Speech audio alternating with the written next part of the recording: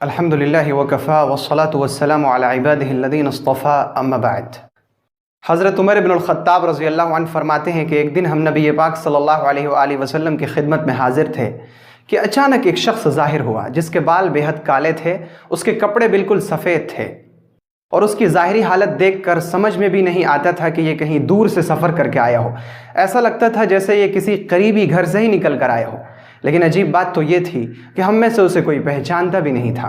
बहरहाल वो आया और रसूल पाक सल्लल्लाहु अलैहि वसल्लम के सामने दो जानू बैठ गया और वो आपसे इतना करीब होकर बैठा कि उसने अपने हाथों को रसूल पाक अलैहिस्सलातु वस्सलाम के जानुओं पर रखा और फिर कहा, ए मोहम्मद, हमें बताएं कि इस्लाम क्या है।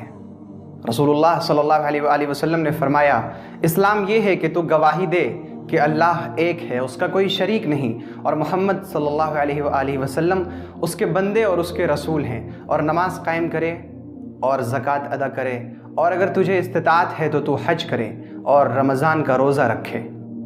उसने कहा, ए मोहम्मद, आपने सच कहा।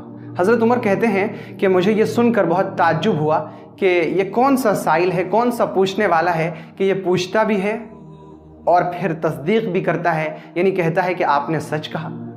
फिर उसने पूछा, ए मोहम्मद, मुझे बताएं कि ईमान क्या है। रसूल पाक अलैहिस्सलातु वस्सलाम ने फरमाया, ईमान ये है कि तुम अल्लाह पर, फरिश्तों पर, उसकी किताबों पर और क़यामत पर और तकदीर पर, चाहे वो अच्छी हो या बुरी हो, ईमान लाओ, यानी उस पर यकीन करो। उसने कहा, हाँ, आपने बिल्कुल सच कहा। अब मुझे बताएं कि एहसान क्या है। रसूल पाक अलैहिस्सलातु वस्सलाम ने फरमाया, एहसान ये है कि तुम अल्लाह की इबादत इस तरह करो गोया कि तुम अल्लाह को देख रहे हो, लेकिन अगर ये तसव्वुर कायम न हो सके तो तुम ये सोचो कि अल्लाह तुम्हें देख रहा है। उसने कहा, आपने बिल्कुल सच कहा।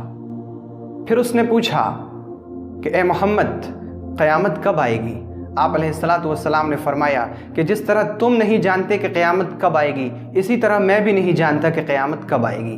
फिर उसने पूछा कि आप मुझे क़यामत की अलामतों के बारे में बताएं। तो रसूल पाक सल्लल्लाहु अलैहि वसल्लम ने फरमाया, जब लौंडी मालिक को जनेगी, जब नंगे पाँव, नंगे सर, नंगे बदन रहने वाले और बकरियां चराने वाले ऊंची ऊंची इमारतें बनाने लगेंगे और उस पर आपस में फ़ख्र करने लगेंगे, तो समझ जाना कि क़यामत करीब आ चुकी है। हज़रत उमर रज़ियल्लाहु अन्हु फरमाते हैं कि वो शख्स ये सवालात पूछ कर चला गया। कुछ अरसे के बाद नबी पाक सल्लल्लाहु अलैहि वसल्लम ने मुझसे पूछा, उमर, तुम जानते हो वो कौन शख्स था जो आया था और सवाल कर रहा था। मैंने कहा, या रसूल अल्लाह, अल्लाह और उसके रसूल ज़्यादा बेहतर जानते हैं। तो आपने फरमाया कि उमर, वो जिब्राईल थे, तुम्हें तुम्हारा दीन सिखाने आए थे। मेरे भाई, हम में से हर शख्स का ईमान है कि क़यामत आएगी और बहुत जल्द आएगी, और वो इतनी करीब आ चुकी है कि फ़रिश्ता सूर हाथ में लिए इस इंतज़ार में है कि कब अल्लाह का हुक्म हो और मैं इसमें फूंक मार दूँ। पिछली तमाम आसमानी किताबों में नबी पाक सल्लल्लाहु अलैहि वसल्लम का ज़िक्र था और उसमें यह भी मज़कूर था कि उस नबी का लक़ब नबीयुस्साअह है, यानी वो क़यामत वाले नबी हैं जिनके आने के बाद क़यामत कायम हो जाएगी। और अब आज नबी पाक सल्लल्लाहु अलैहि वसल्लम को तशरीफ़ लाए हुए 1400 साल का अरसा गुज़र चुका है। गोया कि क़यामत करीब से करीब तर आ चुकी है, लेकिन क़यामत कब आएगी, किस तारीख़ को आएगी, किस सन में आएगी, ये अल्लाह के अलावा किसी और को मालूम नहीं। अलबत्ता इसकी कुछ निशानियां हैं कि जब ये चीज़ें ज़ाहिर होंगी तो फिर क़यामत आ जाएगी। उनमें से बाज़ निशानियां बेहद बड़ी हैं, जैसे दज्जाल का निकलना, सूरज का मगरिब से तुलू हो जाना, याजूज माजूज का ज़ाहिर हो जाना, और उनमें बाज़ निशानियां छोटी हैं जिनका ताल्लुक़ इंसान के आमाल से है।